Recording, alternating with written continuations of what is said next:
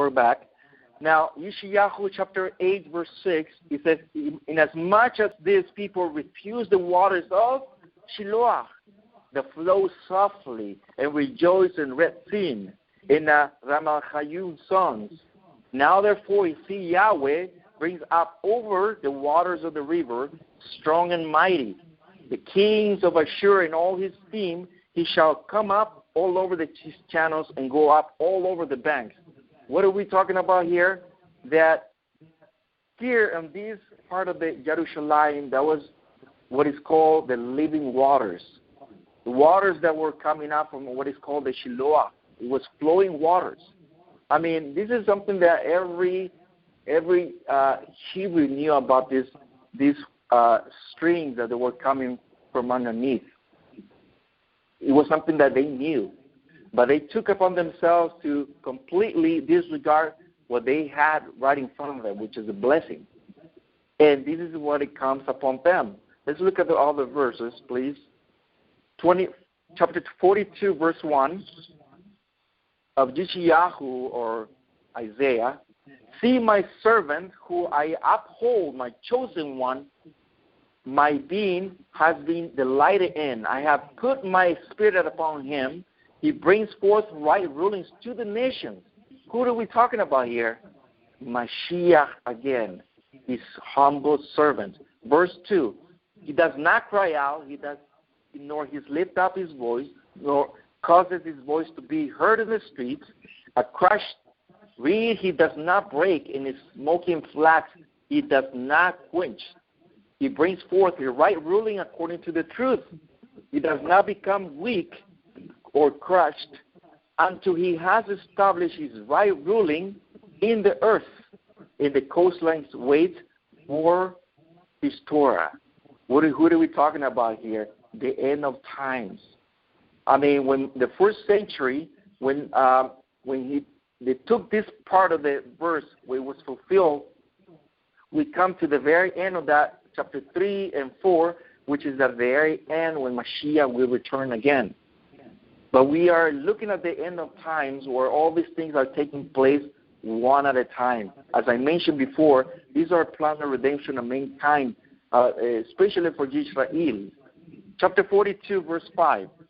Thus said Yahweh, who created the heavens and stretched them out, who spread forth the earth, and which comes from it, who gives breath to the people, and the spirit those who walk in it.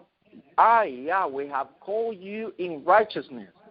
I have taken you, your hand, and guard you, and give you for a covenant to the people for the light of the Gentiles, the Goyim, to open the blind eyes, to bring out prisoners from the prison, those who sit in the darkness from the prison of the house. I mean, we basically talking about Mashiach, who came in the first century, who is still doing his work again through the Torah. I mean, how many of us, and I would say all of us who are watching us, even here in this synagogue, we all come from the nations. In some point in time, we were idolaters. I mean, there is no way around it. There is no way around it. But because we inherit what our forefathers follow, idolatry. Now that we realize that we have done wrong in our wicked ways, now we just want to straighten our path. And that's what Mashiach did. He came to open our eyes to, break the prisons, from the prisoners, of course, to give us light because we were in darkness.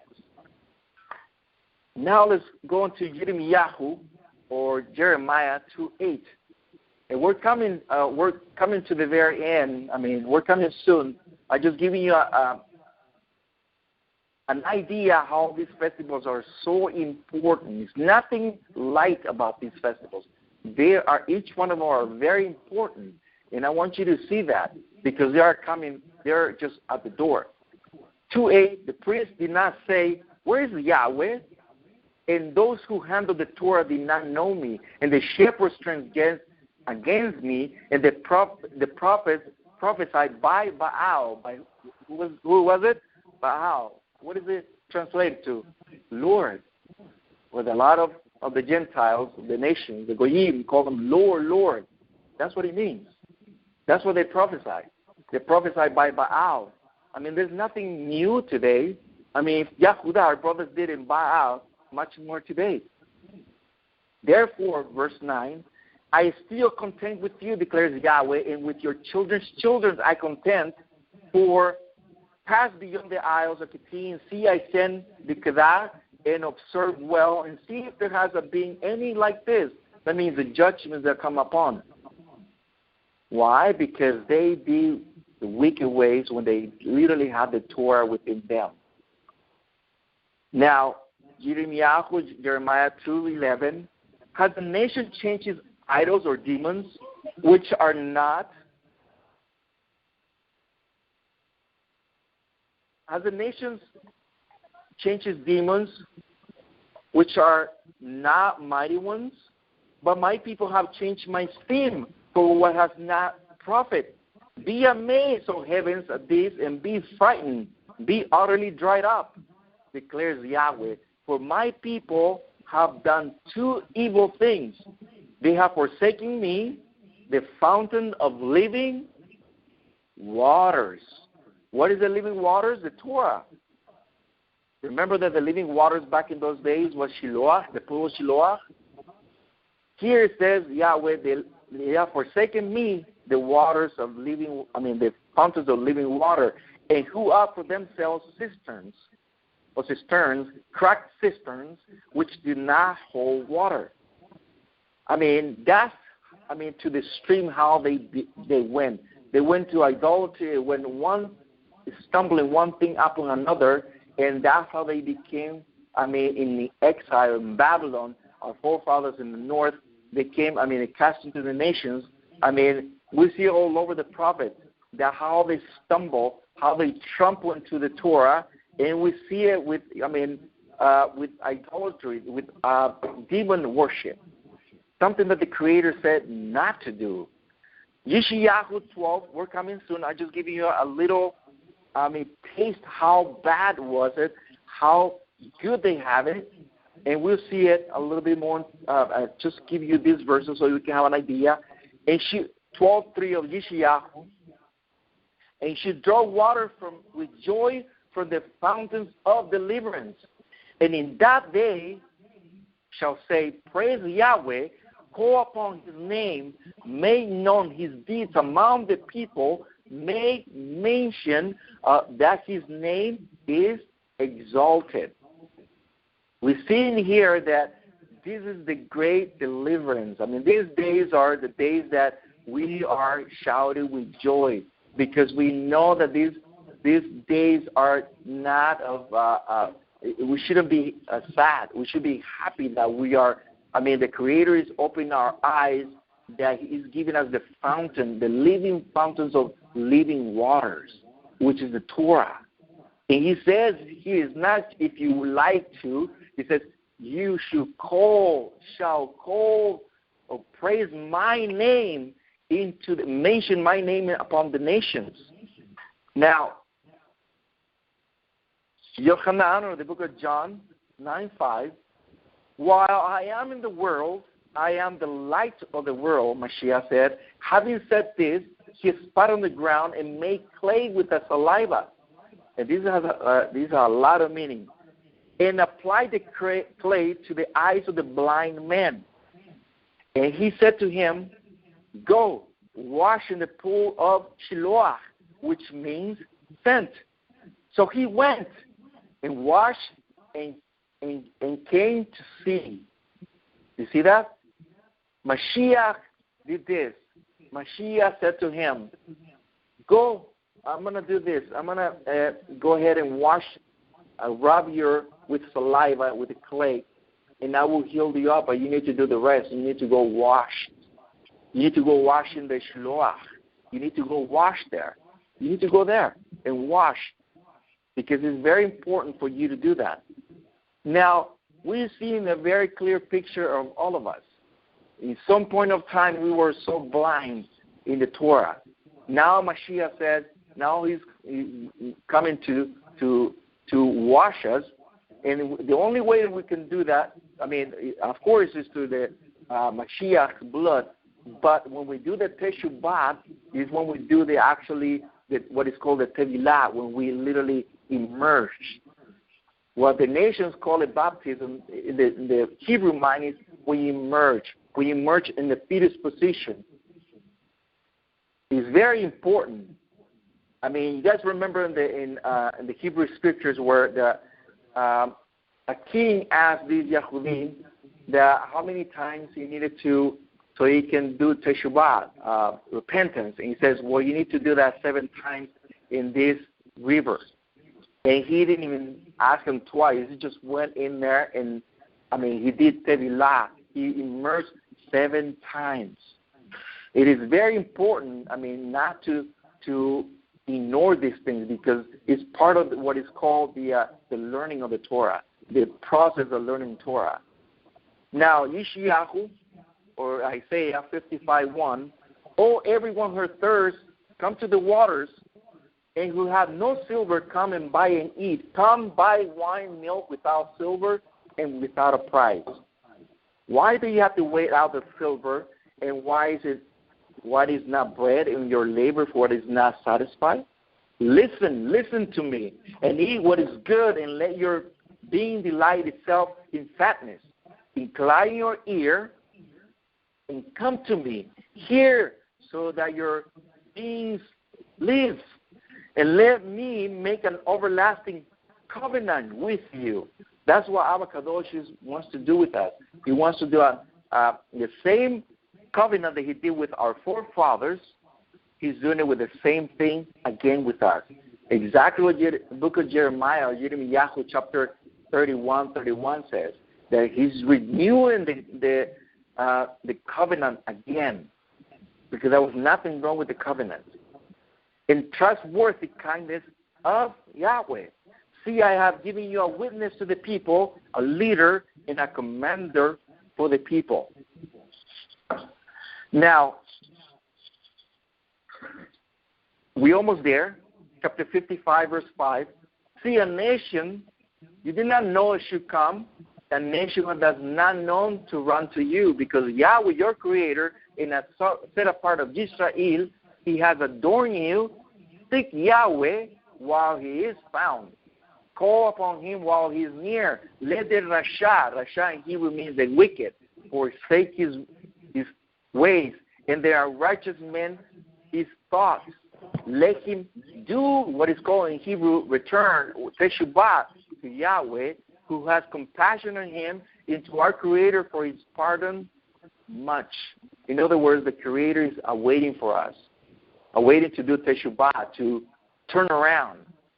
Everything that we're doing, the Creator said, just turn around and do what is right. Now, look at what it says here, Book of John, or Yohanan 3:37.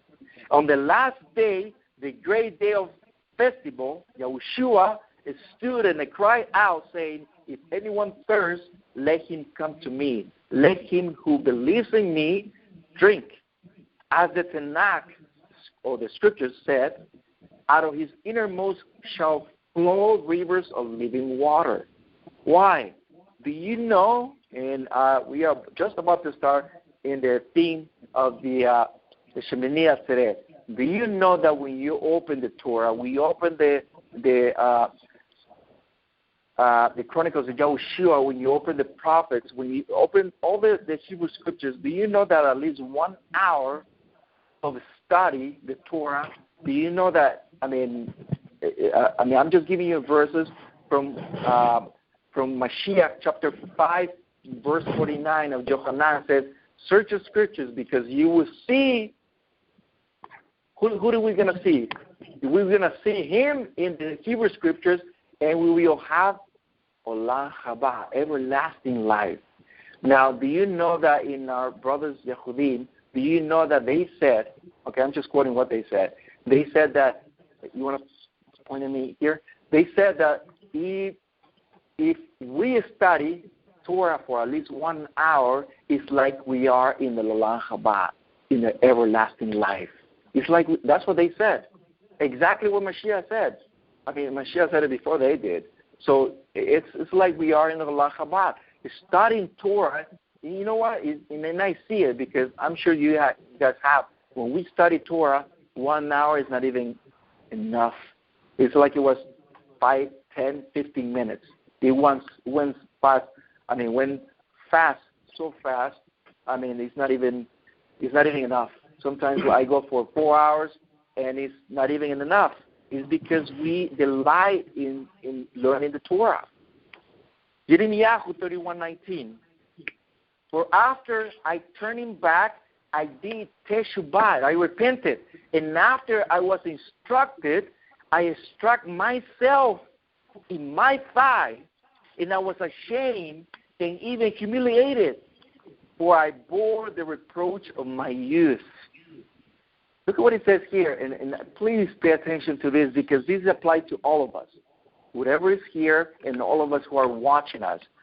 Look, verse 20. Is Ephraim a precious son to me, a child of delight?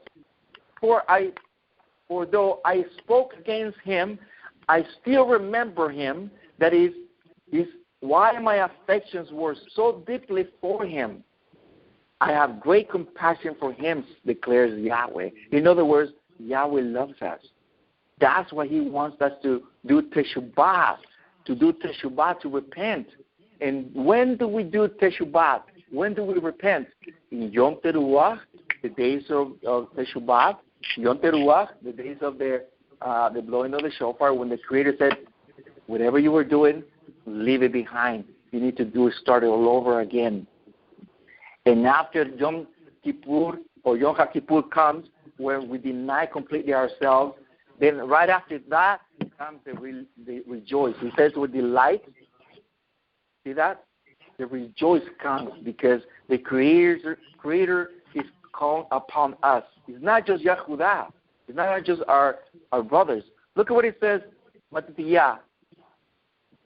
Matthew 15:24. And he said, answering, said, I was not sent. Look at what it says. I was not sent. The word sent is shiloach or shiloh, as we saw it earlier, as Zachariah asked earlier, except to the lost sheep of the house of Yisra'il. I was not sent, shiloach, that's what it means, or shiloh, except to the lost sheep of the house of Israel, us, the nations, the 70 nations. And the Creator is doing it, through our Mashiach. Now comes the good part. Now you guys are going to see the whatever you guys assimilate on the last conference, now you guys are going to see it here. Now, I want you to see this. We're going to work a little bit on the gematry, okay? The gematry for Sukkot, okay? I'm going to put the whole thing together so you guys can see it, okay? The first one is shalach, which means, this is the word for shiloh, okay? Send. The same word is for omer. Omer means to shift, to wave, to shift or to wave. That's what it means. Atzar means to shut. That's what it means. The next one is shashba, or hashab, which means to count. Also means foreskin. That means it's the circumcision. And the next one is atonement, kapar. See that? And the last one is incense. In Sukkot is done all this. Do you know that Mashiach, of course, he was sent to the Lordship of the house of Yisra'il, but he was sent. But also, in these latter days, some of the time I will bring you the verses. I just don't have on top of my head. But I will give you the verses there in the book of Jeremiah, the book of Yeshayahu, where the same thing as the Kohanim or the priest wave the Umer, in the Mishkan or in the Beth HaMikdash, the tent of the meeting or the house of prayer, and where he wave it, the same thing the Creator is doing with us. Is why did they shift the wheat or the barley back in those days? because they needed to get rid of what was not useful. Only the stuff that they were going to use to eat, that was kept on the what is called the shifter. Okay, so when the Creator is doing these latter days, he's shifting and he's leaving what's good, what is called the 10%. Okay, that will be another topic. He's leaving what's good. He's shifting what is good. Remember when right before Mashiach was apprehended, before he gave his life, remember what he said to Kepha? He says, surely, surely I said to you that tonight you will deny me 3 times. But because Hasatan have asked for you, and he's going to shift you. Look what it says. He's going to shift you. Okay? He's going to test you. He's going to shift you to if you are, if you're not. But at the end, you will repent, he says. So that's another one over here to count. We are counting the days. Remember where David says, teach us to count our days. We are counting our days. These are the latter days. We are counting the days are coming upon us, which are the festivals. And also the foreskin. The foreskin of our heart is what we need to change. We need to change that. We need to change our hard-hearted. We need to change it to a soft heart. And at the very end, the incense, our prayers.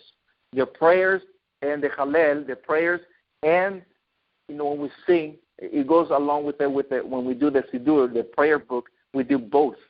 When we do our prayers, we do both. It is very important for us to understand that. Now, if our brother is pointing at this. Can you guys see this, guys? Sakaya and everyone? Can you guys see this? Zoom in a little bit farther. ¿Lo puede acercar un poquito, brother? Sí, un poquito más cerca. He's going to zoom in. Can you guys see it? Pretty good. Okay, está bien. So, if you guys notice here, this is the count of the Omer. The count of the Omer, or what is called the 7 weeks to Shavuot, is counted as this. The first week, the Shabbat, after the Shabbat, it says you should count 7 weeks. This is the first week. This is the second week, third week, fourth week, fifth week, sixth week, seventh week. 7 times 7 is 49. Plus 1 is Shavuot. Now, this is a redemption of the people of Yisra'il. Now, wait for me. In Sukkot is the same thing.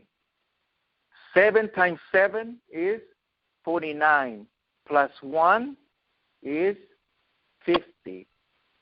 And we're talking about a prophecy here. We're talking about, we're talking about prophecy, but we are talking about the what is called the Jubels, the Shemitah. Remember, the Shemitah is every 7 years, right? The Jubel or Jubilee is every 50 years. It's all related within it. 7 times 7 is 49. Plus 1 is 50. It's all embedded within it. Now, I want you to see this in the book of Devarim, or book of Deuteronomy, chapter 16, verse 8. 6 days you should eat unleavened bread, and on the 7th day there shall be an Atzeret, an assembly, festival to Yahweh, your Creator. You do not work. Count how many days? 7 weeks for yourself. Begin to count 7 weeks from the time that you began to put the sickle to the grain, and you should perform the festival right after the 7 weeks. You should celebrate the festival of Shavuot to Yahweh, your Creator, according to the voluntary offering from your hand, which you give us. Yahweh, your Creator, bless you. In other words, we are looking at here, but I want you to see this very important. I want you to see it because it's very important in the Torah. There is no other way, there is no other place in the Torah where it says this word, Atzeret. It only appears on Devarim 16, verse 8, where the assembly, the word Atzeret, appears after the 6 days. On the 7th day is called Atzeret. Okay? And this is yield to Shavuot. Okay? So in other words, the Atzeret or Shavuot, or the 7 days of leavened bread, yields to Shavuot. 7 times 7, 49 plus 1, 50. So yield to that. Now I want you to see this. The geometry on Sukkot,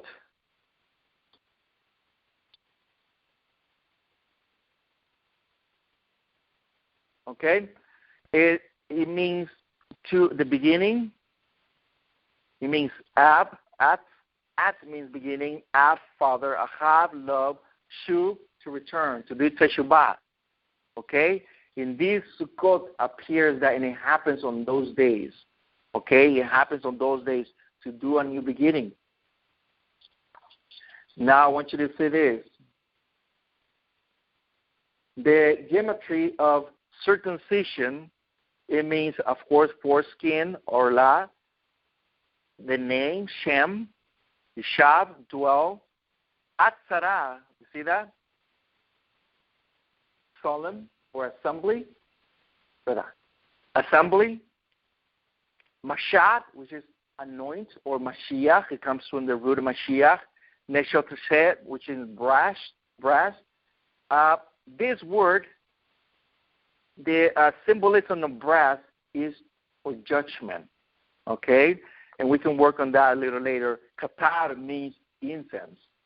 All these things take place in the word on the geometry of the word 760, which is circumcision. All these appear, and it's all related to one another. Now, I want you to see the next geometry. We're almost there, and we're coming to almost there. The word Mishkan, or the tent of the meeting, the geometry is 415. You see as Mishkan, tabernacle, Shema Yisra'il, here, Ab, father, Atzar, Shat, 8, Shemini, see that? It's all related to one another. Todah, thanksgiving, Kadosh, set apart, Echad, one. It's all related to each other. Now,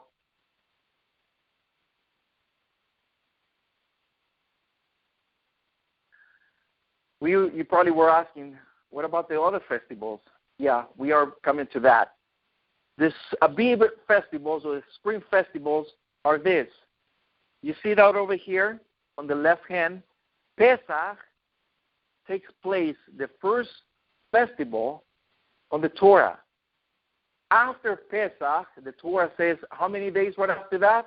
Will be 7 days of Chat Matzot, or which is unleavened bread. 7 days. But do you notice here, and we will see it, we'll work on that in a minute. But here, this is the spring festivals. Mashiach, Yeshua, he came to fulfill these spring festivals because he became to be what is called the Kohanim, the Kohen Gadol. The Kohen Gadol, which is according to the order of Melchizedek. Also it's called the suffering servant, which is Ben Joseph. When he came to spring festivals, he came to fulfill this. Okay? Now,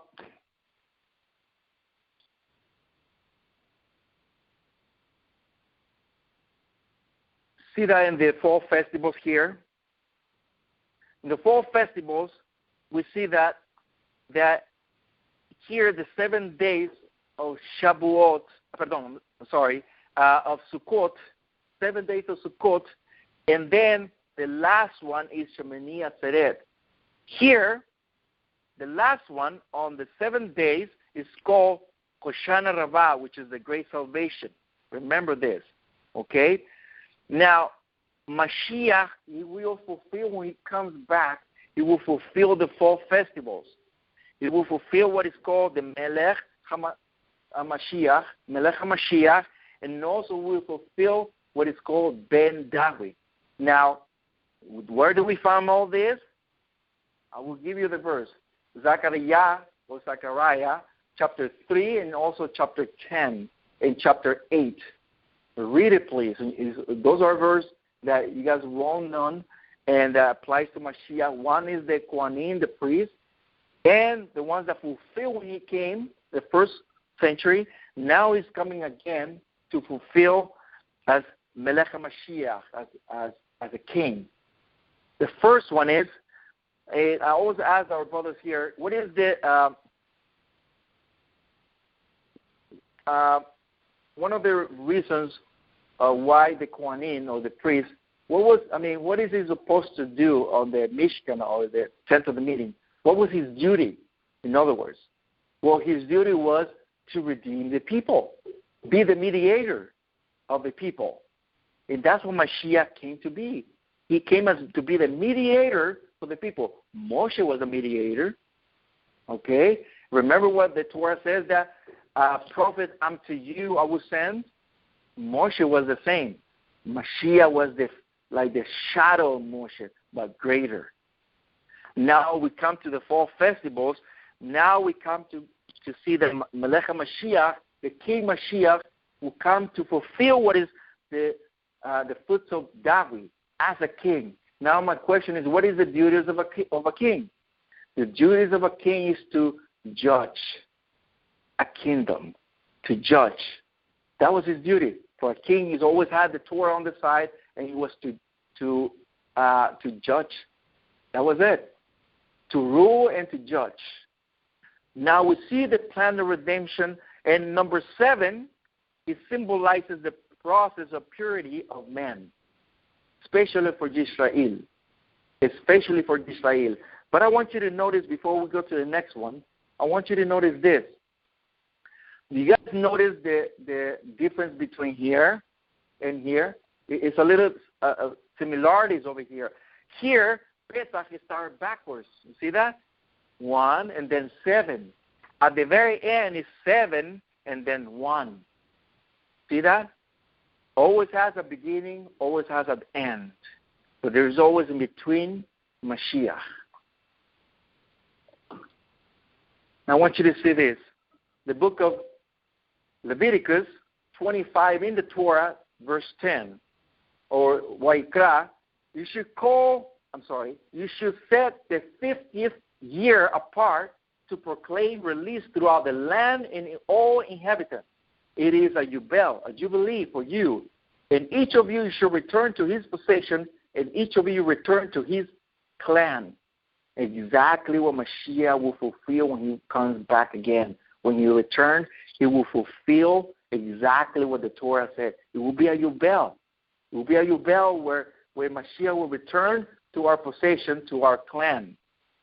Look at what 61 verse 1 says. It was another Yubel, was another Jubilee.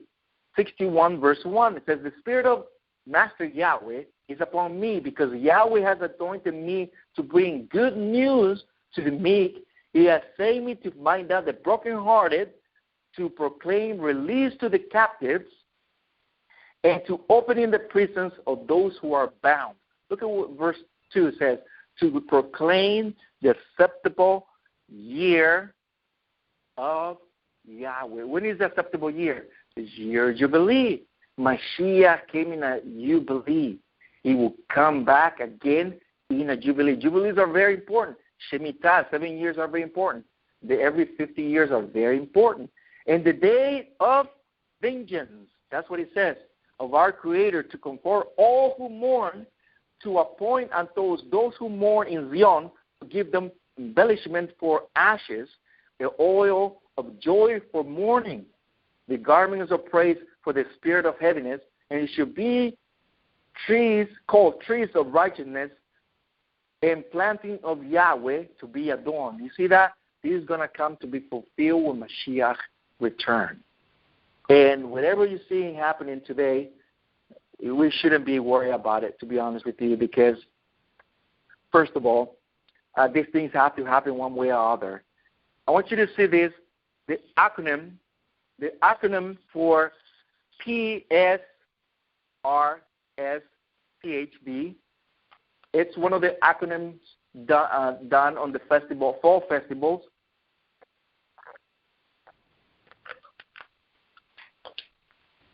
But this acronym is especially given to Shemini Atzeret. Shemini Atzeret is given this acronym, and this is what it means. Pious means lots. The Kohanim the priests used to use this method to separation in Shemini Atzeret, and it was different from Sukkot. That means whatever it was given on the Torah, as far as the serving on the house of prayer, it was a different way to do things from one festival to another. In this festival, Shemini Atzeret, it was so different from Sukkot. It was the way it was done. It was so different. It wasn't the same. It wasn't the same pattern. It wasn't the same way of. It was the same korban and everything, but the way they did things, it was so different. It separated one to another. The next one is Ziman. Ziman, Shemini Atzeret, was given to a blessing. The Shechayinu, he who has given life, that's what it means. Making understand as a different feast. That means on that particular day, it was giving on Shemini Atzeret a blessing. There's a blessing on Shechayinu. That means that the one who has given us life. Now, remember this. Mashiach brought life to us, but who's the one who's the giver of life? Who's the origin of life? Is Yahweh. Yahweh is the origin, the fountain of everything. And through him, through Mashiach, we have come part of the Ephraim. We're returning back. Now, before I go on, Rapha'Yah, you still there? Yes. And everybody else? Okay. Everybody's catching up?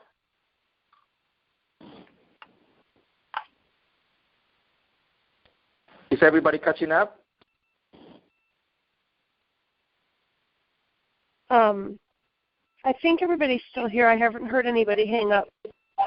No, we're catching up. I'm still here, but may I ask you a question? Yeah, go right ahead. Okay, I'm not keeping up at all. I can't find the Bible verses quickly enough. Will you be posting this on YouTube by any chance?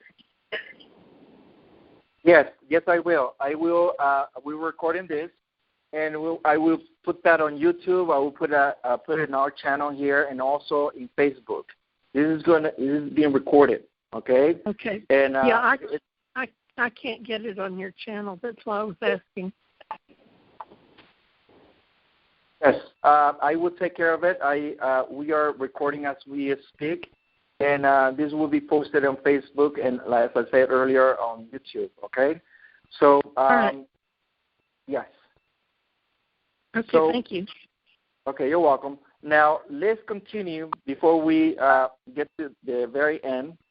Now the next one is Rachel. Okay, Rachel, the letter R, is a acronym, as I said earlier. The separated feast, the one who is mourning, as an example of reckoning of the Sukkot, for 7 days are counted and taken out from the 30 days of mourning. Remember that the 30 days of awe, right before we get to the, what do you call this?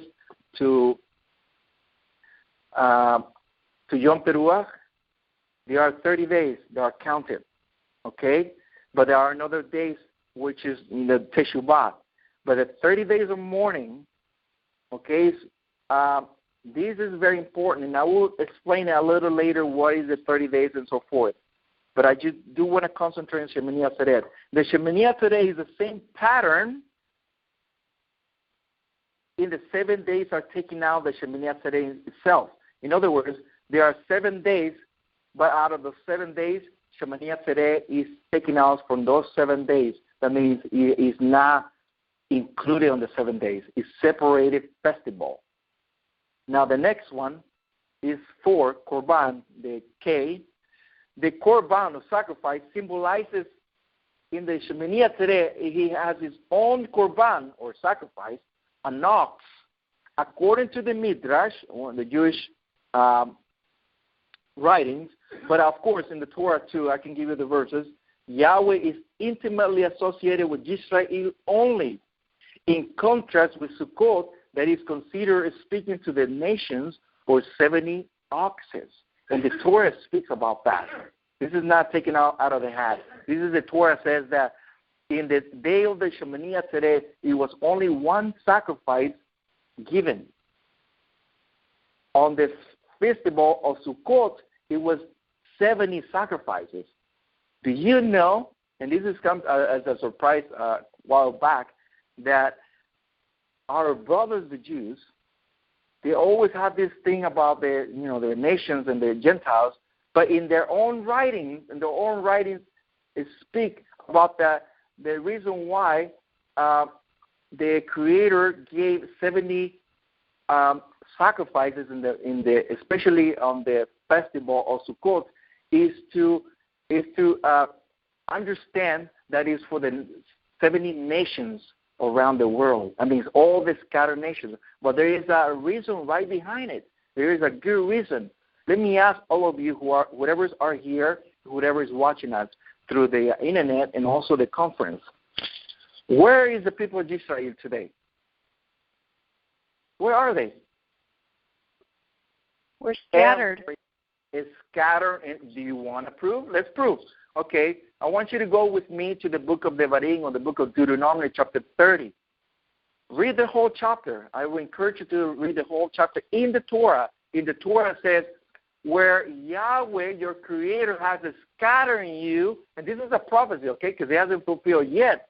Moreh is prophesying this, saying that about the nation of Yisra'il, there will be a scattered into the nations, but look at what it says, and it will bring you back again to the land of your forefathers.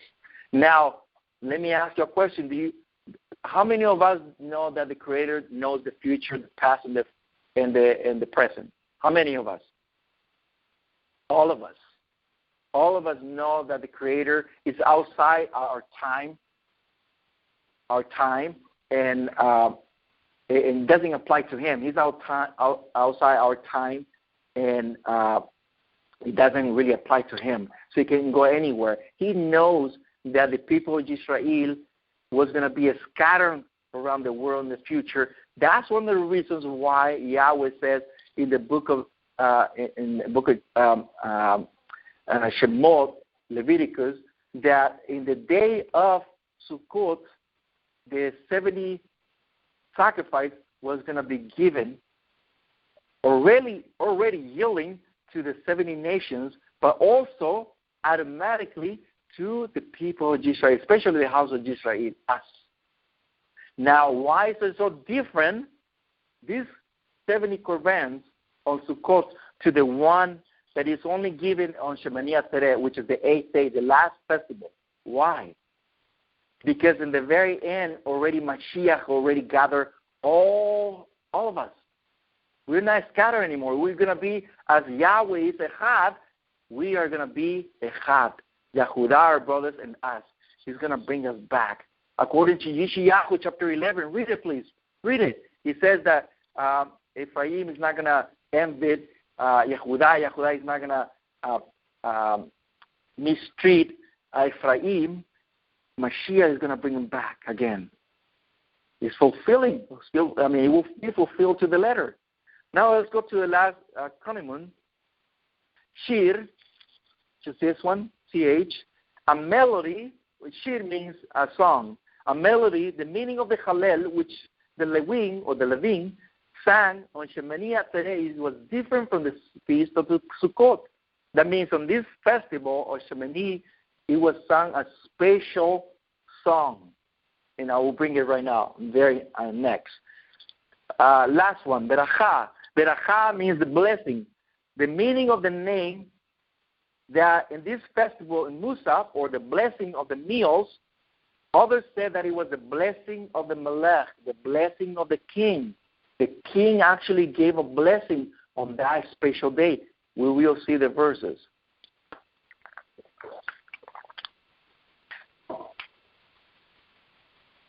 Leviticus chapter 8, verse 35. And I stay at the door of the tent of the meeting at night for how many days? 7 days. And you should guard the duty of Yahweh and not die, for I have been commanded. In other words, the Creator was saying to the, remember that where he said that they needed to stay there at the tent of the door for 7 days, should not apart from it, 7 days. The Creator said, do not leave, stay there for 7 days. Chapter 9, verse 1. And on the 8th day, it came to be that Moshe called Aaron and his sons and the elders of Yisra'il, and he said to Aaron, take for yourselves a young bull as a sin offering and a ram as a burnt offering, a perfect, a tamim, that means I had to be perfect. Bring them before Yahweh. Which day was it? In the 8th day.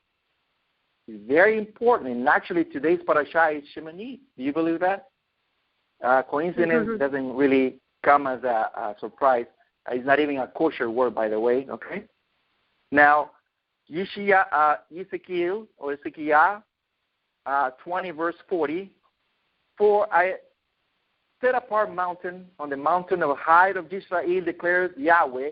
There all the house of Yisra'il. You see that there? All the house of Yisra'il, all in the land, all of them in the land shall serve me. There I shall accept them. There I shall require your offerings in the first fruits of your offering, together with all your set apart gifts. You see that? How many offerings? 1. It wasn't 70. It was 1.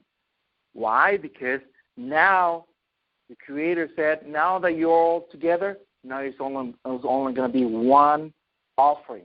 1 offering. Verse 41.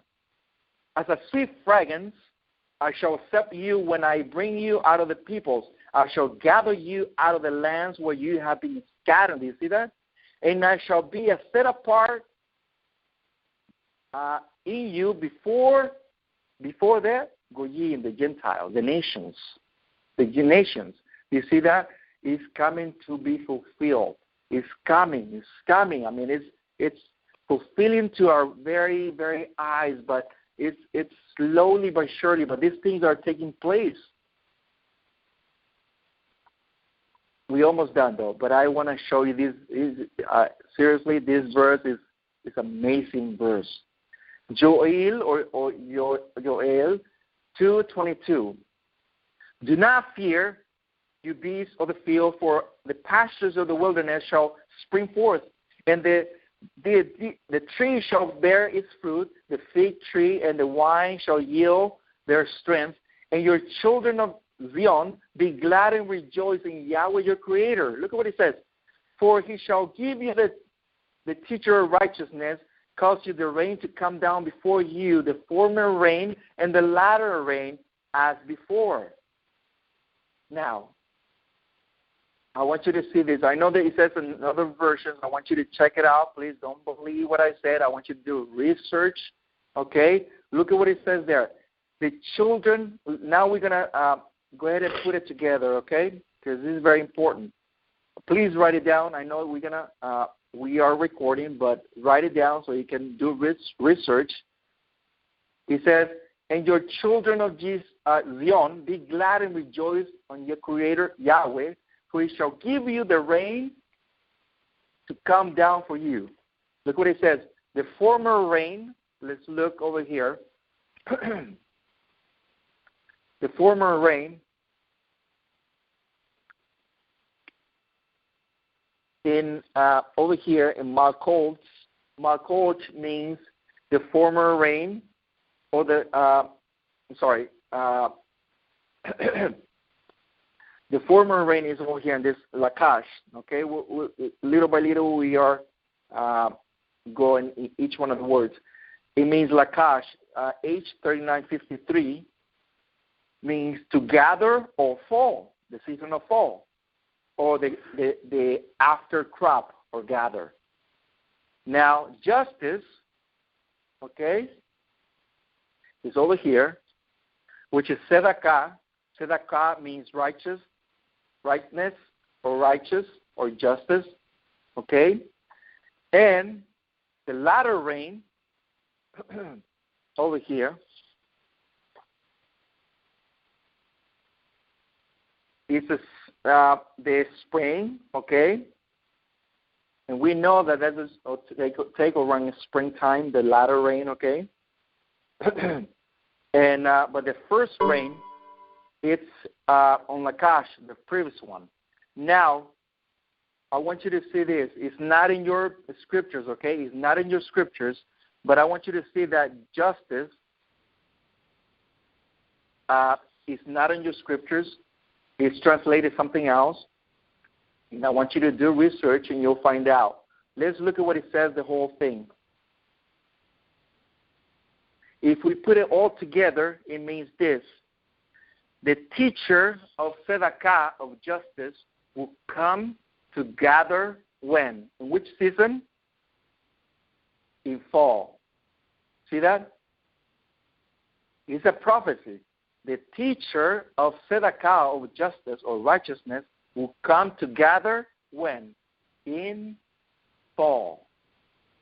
Referring to Mashiach. He's coming on the latter rain. On the first rain, which is in the season of fall. He's coming to gather. He's coming to gather people of Yisra'il. Look at what it says here.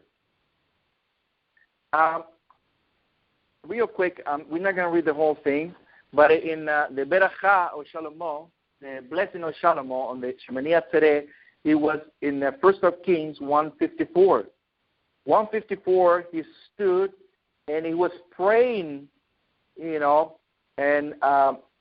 kneeling, in front of the whole people, Shalomo. But look what it says, 854 through 57, that's what it took place. But look at what it says. We're just going to read the rest of the verses, which is A64 through 66.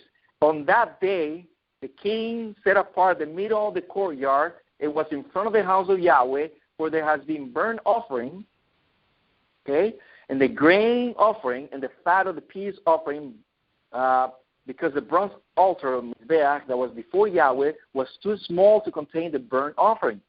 And the grain offering, the fat of the peace offering, Shalomo at the time observed the festival, and all the Yisra'il with him. And the great, look at what it says here, the great assembly, which is Atzeret, the last day, from the entrance of Hamad to the way of Mizraim, before Yahweh our Creator. How many days? 7 days. 7 days, 14 days. That means how many days were to commemorating the Beit HaMikdash, of the house of prayer, to honoring the grand opening, in other words. It was 7 days. After the 7 days came Sukkot. And after the 7 days of Sukkot, look at what it says here, 66. On the 8th day, he sent the people away. They blessed the king and went to their tents, rejoicing, and glad of heart of the goodness of Yahweh had done for his servant David and for his people of Yisra'il. You see that? It took place in the time of our forefathers. Now I want you to see this. I know we saw it last time in our last conference, but I want you to see this, very important. Look, or Hillel 9:27. It's a window of the Shemini Atzeret, a window of the everlasting life. But truly I say to you, Mashiach said, there are some standing here who should not taste death until they see the reign or the kingdom of Yahweh. Verse 28. And it came to be about how many days? How many days, guys? 8 days after these words, taking with Kepha, Yohanan, and Yaakov, he went up to the mountain to pray, and he As he came to be, his spray and the appearance of his face changed, and his garments dazzling white. You see that here? He took place in the Olam Haba. It was like a window where they saw the Olam Haba, the future. But when did it happen? How many days after? 8 days. A great significance. We're almost done here. Psalms 27, verse 4. Look at what it says here. No matter how I ask Yahweh, I seek to dwell in the house of Yahweh all the days of my life, to seek the pleasantness of Yahweh and to inquire in his tent. That's what it means. Or I'm sorry, his temple. That's what Hekal means. For in the days of the evil he hides me in where? Where did he hide us? In his sukkah, in his booth. In the covering which the sukkah, or the booth, he hides me. On a rock he raises me up, and now my head is lifted up above my enemies all around me. I offer in his sukkah, you see that, booth, with shout of joy. I sing praises to Yahweh. You see that? David did the same thing. David did the same thing. He had the same emotions and same feelings as we do in this first day. In these days, I'm sorry. Now, I just want to read the first verses. We don't have to read the whole thing, but you can write it down, please. Psalm 24, verse 1. 24, the whole chapter is talking about opening the doors of the Hekal, the temple. Because the king will enter. That's what it says. When did the kabod or the esteem of the Creator enter? That's my question to whoever, Sakaya and the rest of them. When did it happen? When the esteem of the Creator entered? Aviv 1? Yes, Aviv 1. But look at what it says here. Some of the versions says this, which are more accurate. Some of them, they cut this, okay? Psalm of David in the first day. Okay? Psalm of David in the first day. What day was? Aviv 1, but also it's called Shemanit. Also, it's called Shemanit 2, which is the 8th day, okay? Now, look, the whole verse, if you can read it, is talking about opening the doors, the everlasting doors. I want to mention something very important. They said that there is a story with our brothers the Jews. They said that when the commemoration of the Mishkan, they needed to open the doors so they can enter the Ark of the Covenant. The Ark of the Covenant, they needed to open the doors so they can bring the Ark. But the doors would not open. That's what it says in the Midrash on the Talmud. And it says that it was completely sealed. The doors were completely sealed. They tried to open and they couldn't. So they start praying. They start singing. They start singing the praises with your mercy. That's why if you start reading all this, it says with the mercies, and he keeps reading. I mean, they keep singing with the praises, with your mercy and so forth. The doors will not open. And they thought to themselves, why they're not open? Did the Creator casting a judgment to them? Did we do something? What happened? So finally, Shlomo opened his mouth, according to the Talmud. He said these words, with the praises and the deeds of your servant David, and the doors automatically open. The doors automatically open, and that's what one of the verses says, with the deeds of David. But if you really think about it, the deeds of David it's also yielding to the deeds of Mashiach here. I mean, it's amazing. It's amazing. And this chapter is yielding to the Beth Hamidrash, the house of prayer. Now, almost at the end, okay? Leviticus 23, verse 36.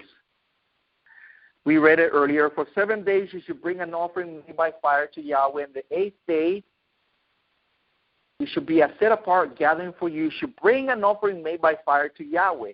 It is an Adat, an assembly, a festival. You do not do a servile work. It's a Netzer. Okay, the word Atzar, Atzarat, or Atzeret, it comes from assembly, especially in a festival or a solemn or a meeting. Do you see that? A meeting. Now, Atzar means to enclose, to hold, to rule. Do you see that? Look at what it says in red. To recover. See that? To recover. And this is exactly what the Creator would do. He will recover what's once lost. Now look at what it says in Malachi 3:6. I am Yahweh, I shall not change. And the sons of Jacob should not come to an end. In other words, the Creator never changes. We do change. But He's the same was as before, same today, same forever. But this notice here, the gematry is 888. See that? 88 is everlasting. You never, ever change. Ever. Now I want you to see this amazing pictograph. I want you to see this. In the book of Bereshit, in the very beginning, as we had the conference before, and I couldn't show you, but now I will, the Aleph, Bet, right? Aleph, and then Bet. But do you see that in the Bereshit, you see that in the very beginning, how many days were creation? 6 days of creation, or 7 days, but 6 days, but the seventh, the Creator set it apart. That's why he called it Shabbat. He set it apart. Now, when did He create man? 6th day. On the 6th day, He rested on the 7th. Then He went on to, remember, He was in the state of perfection. He couldn't die. The days were going by, but He was perfect. So He was in the Olam Haba on the 8th. But this took place. It was taken away from Him because He sinned. Chapter 3 of Bereshit, last verse is where it says, do not cast him out of the Eden because he will reach for the fruit of the everlasting life. Now we come in the Olam Haba. How many millenniums do we were talking before? There are 6,000 millenniums. 6,000 millenniums. And I do want to emphasize, I couldn't bring it, but next time I will, another illustration, but I can actually pinpoint it here. Do you know that even our brothers, the Jews, they know that, we know that, but our brothers, the Jews, they said that they are, the 6,000 millenniums are split into 3 parts. The first part is what is called the era of disasters or desolation, okay? The era of desolation.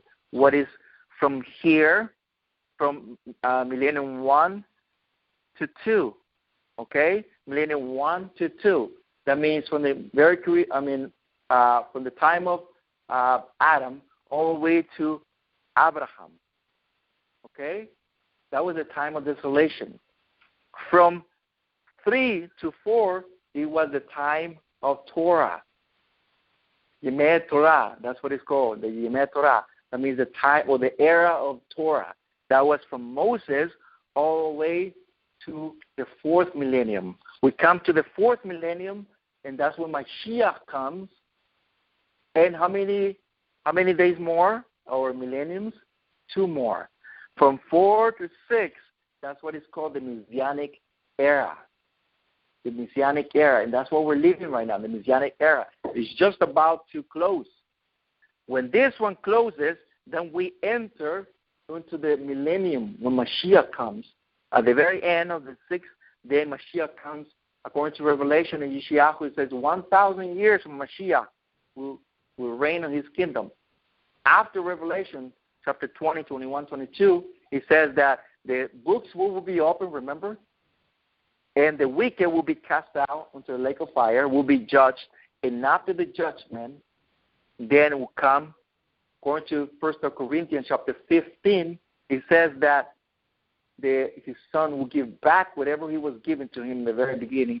Then Yah will be Echa Ushmo Echa. That means Yah will be His name, and His name will be one. And that will be on the 8th day. Now, we see it right here. Two concepts.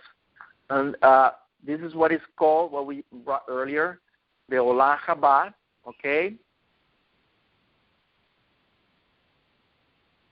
Here, the Olam Chesed is what we're actually learning today, and what we call it today, this one right here, the Olam Chesed is this one. There's 6,000 millenniums. The Olam Shabbat is what we're gonna become, the everlasting life. I'm sorry, it's misspelled here, but it should be on the 7 days. Okay. Now, before we finish, chapter 3, verse 21 of Book of Acts, and if you want to pinpoint it over here, brother, whom heaven needs to receive unto the times of restoration of all matter, of which Yahweh spoke through the mouth of all His set-apart prophets, things of all. That means from the very beginning until this very moment, until Mashiach comes, all this, and especially in these latter days, all things are restoring to the way they were to the very beginning, as it was spoken by the prophet, that these things are to be, restored. We are restoring all things. We are restoring, as the Creator said. And we need to do that. It's very important for us to understand that these latter days, that these festivals that we just about to celebrate has a great meaning. Now we come to an end. I don't know if there's any questions, and I'm sure they will, Rapha'Yah, and the rest of you.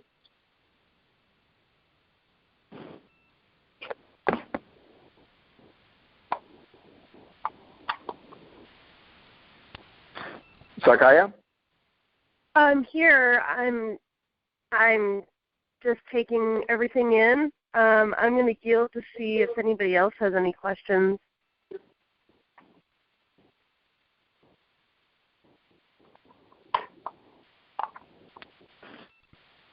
Okay. We're going to wait a little bit. And as I mentioned earlier, this is, like I said, this is going to be recorded, and we're going to post it on YouTube and also on Facebook, and of course on this channel too. But the point of this is for us to do research. It's not something that you guys have to believe or anything. You have to do research. We always do. It's encouraged for us to learn more Torah, to do more research. That's how the Creator encouraged us to learn more Torah. It's all over the scriptures, all over the prophets. And the thing is that we are new to these things. The Creator is bringing us back from our ancestors inherit, which is, vanity and idolatry. But now that we're coming back, setting aside those traditions, now it's kind of new to us. But as I always said, that the more we celebrate the festivals, the more we keep Torah, the more familiarized we become and the more we understand the Torah.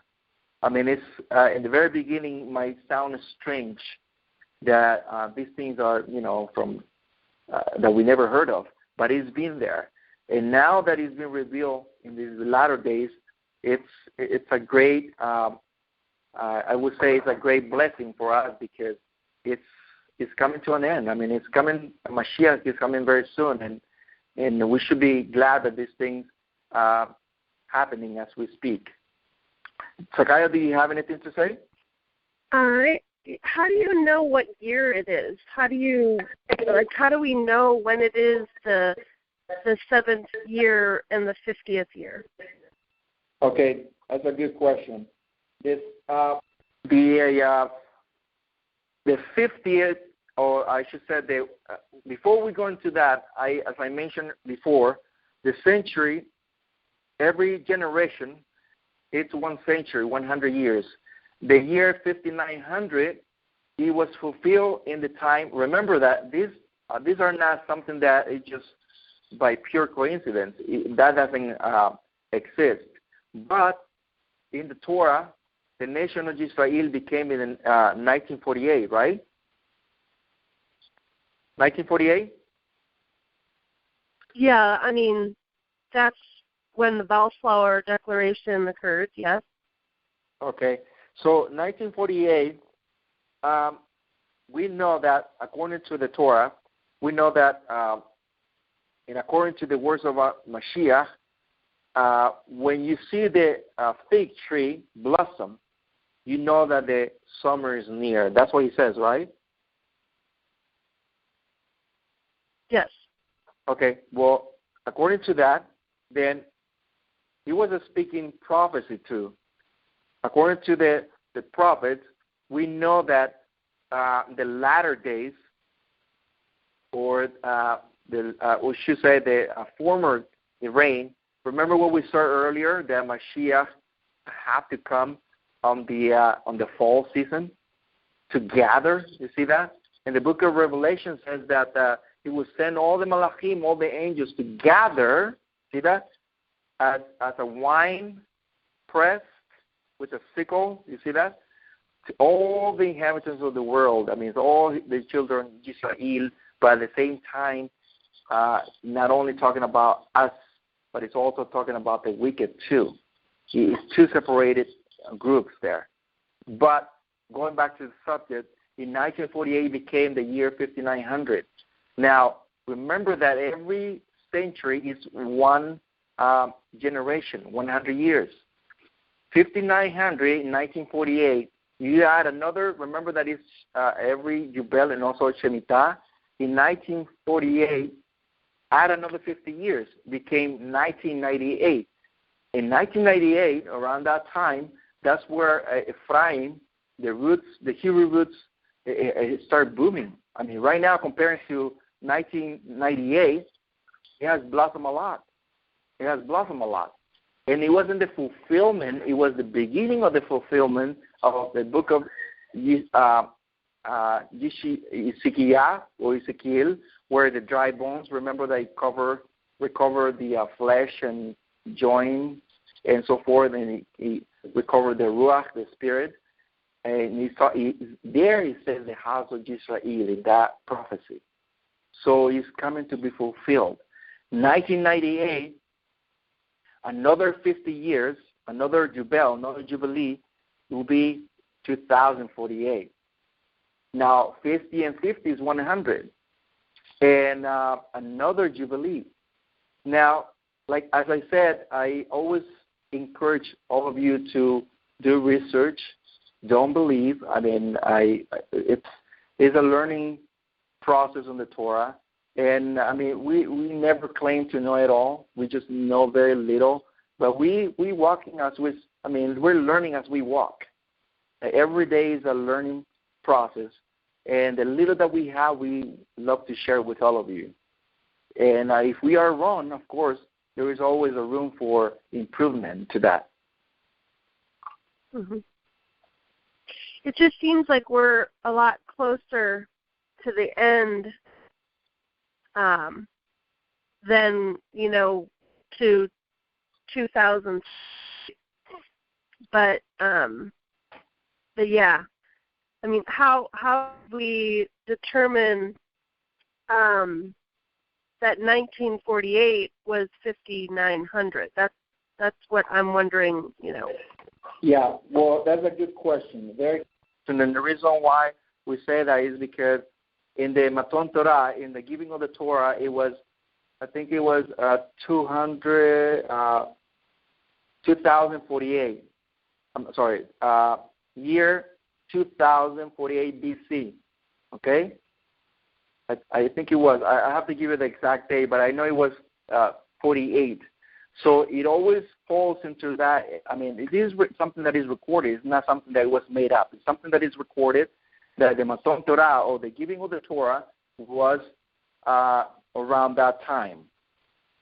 Okay? And then, like I said, we give another by 100 years, as the book of Bereshit or Genesis chapter 15 says. So we do math, and it's all about math. It's all about math.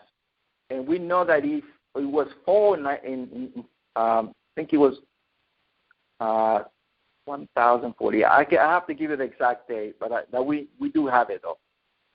But I know it fell in it ends with 48. Okay. I will do some more research on that.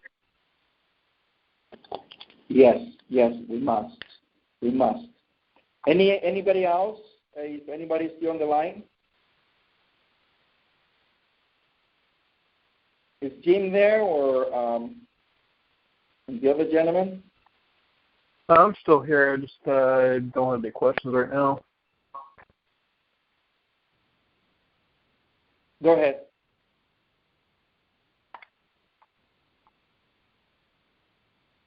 He was saying he didn't have any questions right now. I think your presentation was so full and rich that we're all probably just trying to process it all. Yeah, I know. It was a lot of information and really good. Thank you.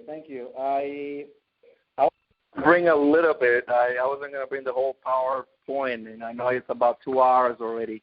And I just want to make it 1 hour, and I think I just went another hour between. So I apologize. And but as I mentioned before, this is not going to be. I hope this is not going to be the last one. By the way, since we all there, and not everybody, but I'm sure that some of you are still there. I just want to, since we're already here, I need to know about the day of Yom Teruah, which is on Wednesday. Okay. On Wednesday is going to be the day of the blowing of the shofar. Now, this day is very important. We know that. But I need to know from us, our conference, our group, I need to know if you guys are going to be able to, as we accord before, to join me for another conference. We can make it smaller. We can make it for 1 hour or so. And I can just make a time in the afternoon as well. I know. I sure would love to be able to do that, Rapha'Yah. Okay. Yeah, absolutely.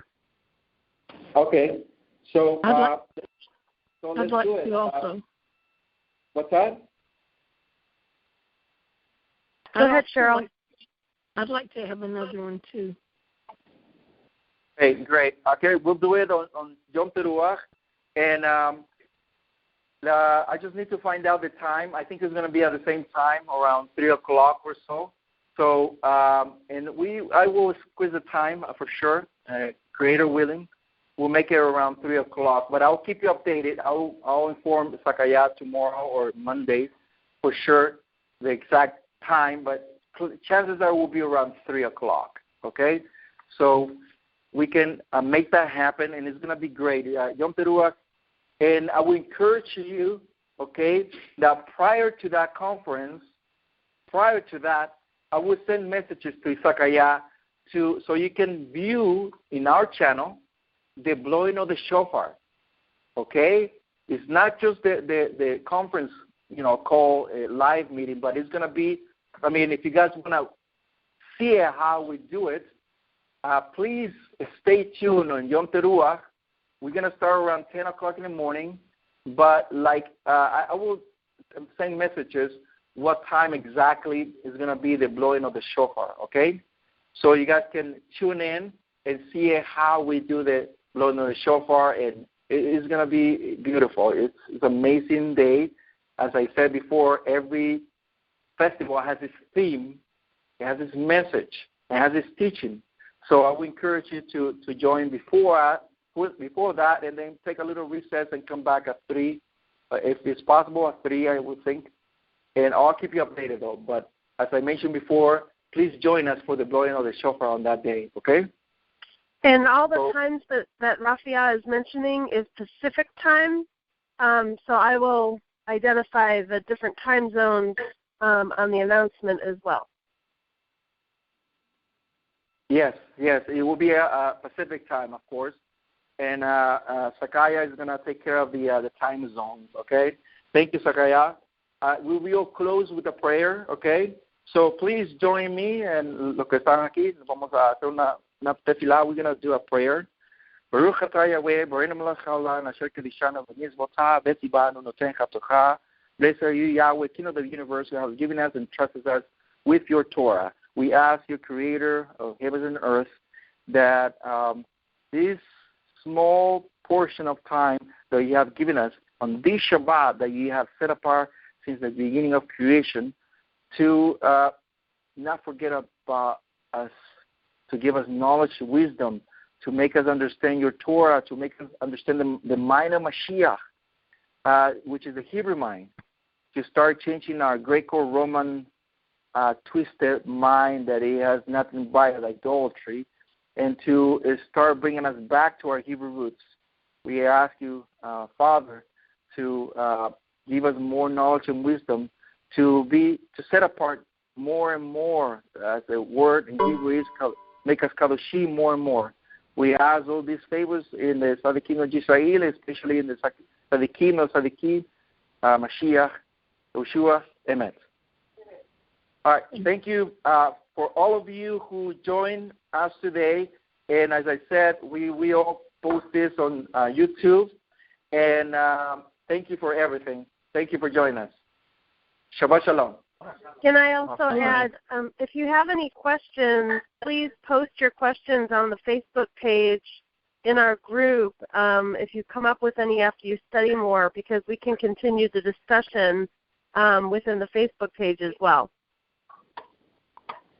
Yes, we will do so. We will, as you mentioned, Sakayas, I know there are going to be questions and so forth, which are natural thing to do, and that's how we learn. I mean, if we don't ask, how we can find out, right? So thank you for everything, and I'll see you next time. Shabbat Shalom. Shabbat Shalom. Thank you, Rapha'Yah. Shabbat Shalom. You're welcome. Shabbat Shalom. Shabbat Shalom.